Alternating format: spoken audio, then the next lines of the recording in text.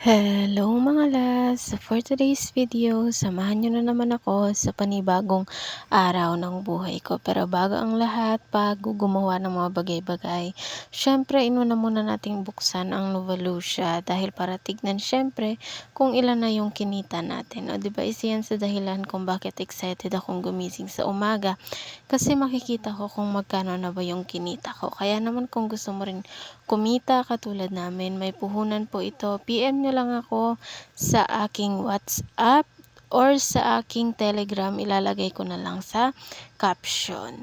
Yes naman. So, ayun, pagkatapos nating mag-group buy sa Novalucia, lumabas na nga tayo ng bahay at naglakad-lakad na nga rin kasama itong makulit na batang ito. Yes, habang inaantay namin dyan yung sasakyan namin kasi aalis kami. So, naglakad-lakad na siya dyan habang nagaantay. So, ayun na nga dahil dumating na yung aming service. Papunta nga pala kami nito sa ilog para magbanlaw and sabay maligo na rin. Kasi syempre maganda daw yung tubig doon. Actually, babago lang din ako mapapadpad doon dahil sa busy and syempre meron tayong inaalagaan kaya babago tayo mapadpad doon. O di ba ang ganda ng daan natin ngayon? Ang ganda ng mga kahoy-kahoy. Ang ganda palang tingnan ng mga bagay-bagay kapag yung nakikita nating mga kapunuan ay luntian, nagbeberdihan talaga nga naman.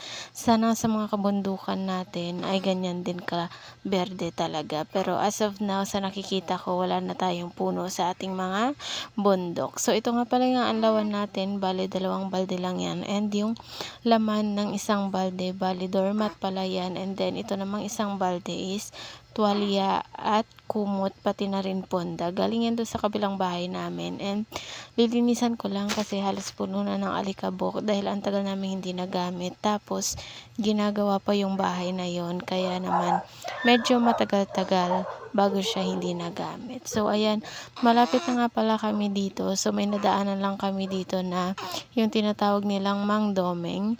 So, nadaanan lang namin yun. Then, nilagpasan namin kasi doon pa sa bandang taas yung pupuntahan namin.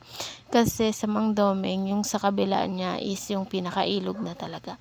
So, ito pala yung Mang Domeng. So, yan, nadaanan namin siya. And malapit na kami doon sa aming pupuntahan.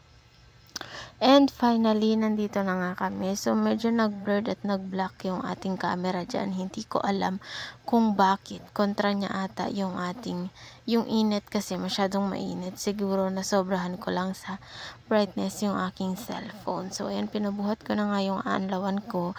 Kasi, syempre, bago tayo maligo, yan muna yung aasikasuhin natin. So, ayan na sila. Naliligo na sila doon habang ako inaayos ko yung mga cellphone dito sa sasakyan. Kasi baka pag dinala namin doon ay mabasa lang. Tapos, ang lakas rin kasi ng agos ng tubig. Kaya naman iniwan na lang dito sa sasakyan yung cellphone. So, ayan, dahil naliligo nga yung batang maliit, napagdesisyonan na kunin saglit yung isang cellphone para ma-video. Kasi 'di ba may mga bagay na minsan masarap panoorin at balik-balikan kapag meron tayong mga record. So, hanggang ngayon hindi pa rin kami tapos magbanlaw dyan. O, 'di ba ang ganda ng view? Ang gandang tingnan kapag may mga puno, tapos tubig. Tapos yung tubig nila dito is hindi masyadong malamig. So, kasi kung masyadong malamig, baka hindi ako nakatagal sa tubig na yan. So, ayun, hindi siya masyadong malamig kaya maganda rin siyang maligo. So, malapit ko na rin matapos yung inaanlawan ko dyan. Nagpatulong na rin ako sa kapatid ko. Syempre, para matapos ka agad. And ang laki kasi ng kumot, hindi ko siya kayang mag-isa. Kaya nagpatulong na lang ako sa kapatid ko. Ayan, nilatag namin na para bang carpet ni Aladdin. Nasasakay na lang siyang kulang.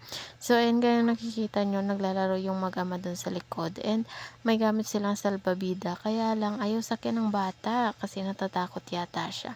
So, syempre, normal naman yun kasi nga bata. Tapos, babago siya makakita ng ganyan, babago siya gagamit, babago siya sasakay. So, siguro, normal yung ganyan. So, ayan, gaya na nakikita nyo, nagpapatulong na akong pigain yung, kumot. Kasi walang pwersa yung kamay ko. So, hindi ko siya mapiga talaga ng maayos. So, baka pag ako yung nagpiga ay baka magkaroon lang siya ng maraming tubig. And as usual, Filipino moves mga guys, kapag ka nagaano ng kumot, naglalaba man yan or nagaanlaw, normal na talaga yung inilalagay yung napigaan na sa balikat natin para hindi malagyan ng tubig yung pinaka-napigaan na talaga. O 'di ba sinong gumagawa ng ganyan mga loves?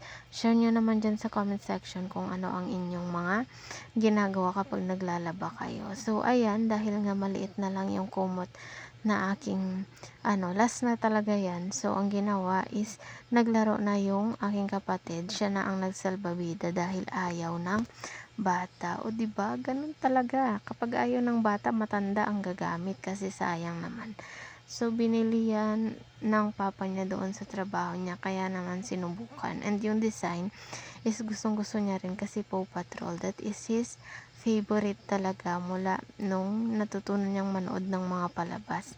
So, nung nag-birthday din siya, ganyan din yung kanyang cake. By the way, malapit na nga rin matapos dyan. And, yung kapatid ko pa rin yung nagpiga, syempre, kasi wala nga pwersa yung ating kamay. Kaya, siya yung nagpiga dyan, banda dyan. So, after nyan, yung doormat naman yung aming binanlawan.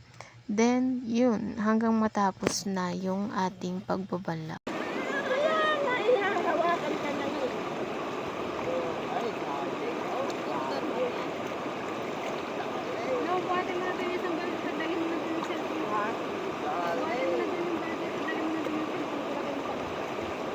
Matis ka kasi dyan, marinig mo nga, bilang panghira.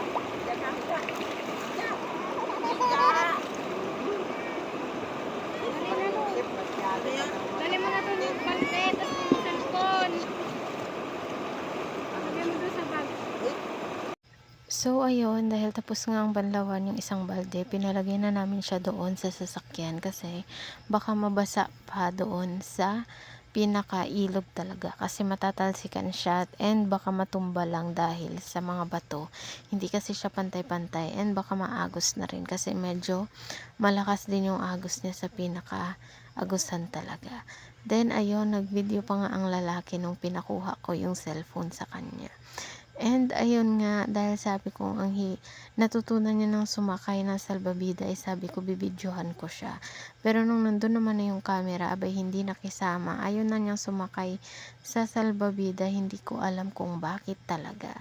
So yun lang for today's video. Pauwi na kami sa mga oras na ito. And ang ganda sa lugar na to. Siguro sa minsan babalik kami dito. And wala nang dalang labahin. Yung talagang maliligo na lang. And i-enjoy lang yung nature. Mas maganda siguro to kung mapapaayos yung daan. Pero mas okay na rin itong ganito kasi sigurado pag napaayos ang daan yan, may bayad na yan sa susunod. So for now, libre siya kasi hindi pa siguro na no-notice. Pero maganda pa rin naman siya. And sana ma-improve at marami ang dadayo. Actually, meron kaming mga kasabay at meron kaming mga kasamang naliligo at nagbabanlaw. Hiwa-hiwalay lang ng lugar. Meron sa taas and meron sa baba. Doon lang sana kami sa baba. Kaya lang, ang daming tao. So, napagdesisyonan na dito na lang sa taas. Yun lang.